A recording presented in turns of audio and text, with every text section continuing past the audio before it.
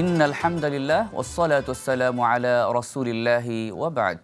দূরে কিংবা কাছে বিশ্বজুড়ে পৃথিবীর যে প্রান্ত থেকেই এই মুহূর্তে আমাদেরকে দেখছেন, আপনাদের সবাইকে আন্তরিক প্রীতি ও মোবারকবাদ জানিয়ে শুরু করছি রমাদান আল করিম উপলক্ষে জিটিভির প্রতিদিনের আয়োজন বিআরবি কেবলস নিবেদিত সওয়াল ও জবাব, powered by Bhaiya hotels, co sponsored by salt bay. প্রিয় দর্শক, প্রতিদিনের মতো আজকেও আমরা একজন বিশিষ্ট আলেম দ্বীনকে স্টুডিওতে আমন্ত্রণ জানিয়েছি। চলুন শুরুতেই তার সাথে পরিচিত হয়ে আসি। উপস্থিত রয়েছেন বিশিষ্ট আলেম দ্বীন হযরত মাওলানা মুহাম্মদ লুকমান সাইফি, খতিব আল হেরা জামে মসজিদ, ঢাকা। আসসালামু আলাইকুম ওয়া রাহমাতুল্লাহি ওয়া বারাকাতুহু। ওয়ালাইকুম আসসালাম ওয়া রাহমাতুল্লাহি ওয়া বারাকাতুহু। মুহতারাম, কেমন আছেন আপনি? আলহামদুলিল্লাহ। তো আজকে আমরা যে বিষয় নিয়ে কথা বলতে চাই, আল্লাহ সুবহানাহু ওয়া তাআলা যে বিষয়টাকে তিনি ফরজ করে দিয়েছেন, জাকাতের যে বিষয়টি রয়েছে, যে দারিদ্র্য বিমোচনে জাকাতের তো অনেক ভূমিকা রয়েছে।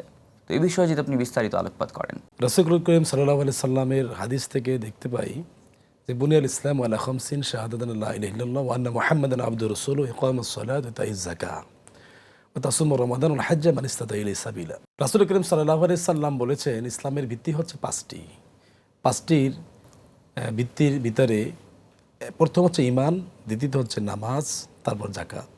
কোরআনুল কারিমে আল্লাহ তাআলা যত জায়গায় নামাজের কথা বলেছেন, সাথে সাথেই একই আয়াতের ভিতরে যাকাতের কথা বলেছেন।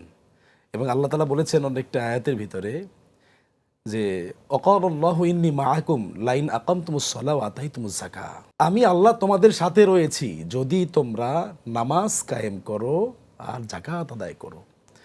মানে এইভাবে আপনি যদি দেখেন ওয়াকিমুস সালাহ ওয়া আতুজ যাকাহ ওয়াকরিদুল্লাহ করদান হাসানা, বিভিন্ন জায়গায় নামাজের পরে জাকাতের কথা আল্লাহ বলেছেন।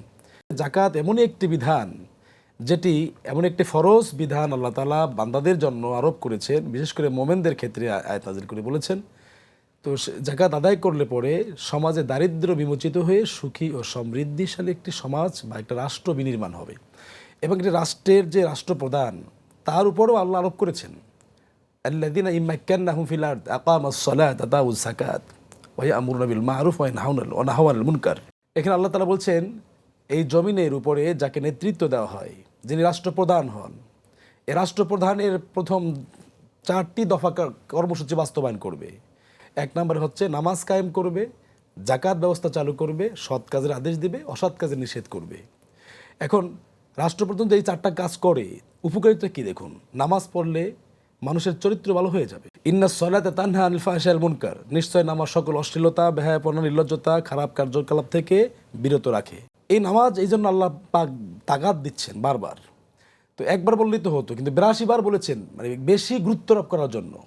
আল্লাহ বলেছেন যাতে বান্দাদের কর্ণকুহরে ঢুকে যায় এবং তারা এটাকে ইমপ্লিমেন্টেশন করে। এরপর জাকাত ব্যবস্থা চালু করলে, জাকাত শুধুমাত্র ধনীদের ভিতরে সম্পদ সঞ্চিত থাকবে, গচ্ছিত থাকবে তা কিন্তু নয়। কাইলা ইয়াকুনা দুনা বাইনা আগনিয়াল মিনকুম, আল্লাহ বলছেন সম্পদ যাতে শুধুমাত্র ধনীদের মাঝে বা এক শ্রেণীর মানুষের কাছে গচ্ছিত না থাকে, সবার মাঝে যেন ছড়িয়ে পড়ে। এই জন্য আল্লাহ এই জাকাতের ব্যবস্থা চালু করেছেন। প্রিয় দর্শক, এবার সময় হয়েছে ছোট্ট একটা বিরতি নেবার। ফিরছি খুব শীঘ্রই, আমাদের সাথেই থাকবেন। আলহামদুলিল্লাহ, ফিরে এলাম বিরতির পর। প্রিয় দর্শক, আপনারা দেখছেন জিটিভির অনন্য আয়োজন বিআরবি কেবলস নিবেদিত সওয়াল ও জবাব, powered by Bhaiya hotels, co sponsored by salt Bae. মুহতারাম, আমরা আলোচনা শুনছিলাম। একটা প্রশ্ন রাখতে চাই আপনার কাছে, যে আমরা বর্তমানে দেখতে পারি যে বাংলাদেশে যেভাবে জাকাত প্রদান করা হয়, যে একেবারে নিম্নমানের কিছু শাড়ি, নিম্নমানের কিছু লুঙ্গি, এগুলোর মাধ্যমে কি আসলে দারিদ্র্য বিমোচন কখনো সম্ভব হবে? দরিদ্র শ্রেণীর উপকার হচ্ছে কিনা? আমাদের দেশে এটা এক্সিবিশন হচ্ছে, মতো জাকাত একটা ইবাদত, আল্লাহ তাআলা একটা ফরজ বিধান।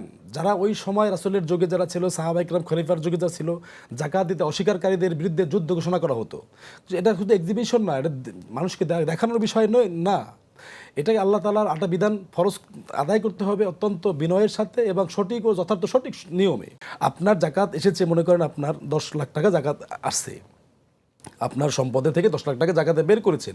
এই টাকা থেকে আপনার প্রতিবেশী আকরাবু ফাল আকরাবু, নিকটবর্তী ভিতরে অনেক দরিদ্র মানুষ আছে, প্রতিবেশী দরিদ্র আছে, আপনার গ্রামে গঞ্জে বা আপনার পাশে যারা আছে, আত্মীয় স্বজন দরিদ্র আছে, তাদেরকে আপনি তালিকা করেন, শনাক্ত করে 10 লাখ টাকা 10 জনকে দেন।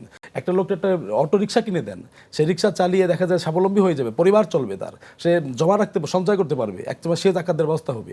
জাকাতে যে 8টা খাতের কথা বলা আছে, সেখানে আরেকটা কথা বলা আছে মুআল্লাফাতে কুলুব, মানে বিধর্মীদের অন্তর জয় করার জন্য। এইখানে আপনি যদি কারেকশন তাফসির কারকের আইমে মুস্তাহিদিন তাদের দিকে তাকান, দৃষ্টিপাত করে, দেখবেন যে তারা বলেছে যে না, যারা অন্যায় অপরাধের সাথে জড়িত, ফাসেক, যারা বেদাতি এবং যারা খারাপ কাজে গুনাহের কাজে লিপ্ত, তাদেরকেও দেওয়া যাবে না।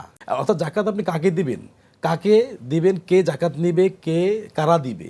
এখন জাকাত 8টা খাত আল্লাহ বর্ণনা করেছেন, সেখানে মিসকিন আছে, সেখানে ফকির আছে, সেখানে আপনার মুআল্লাফাতে কুলুব, এরপরে আপনার আমিলিন আছে।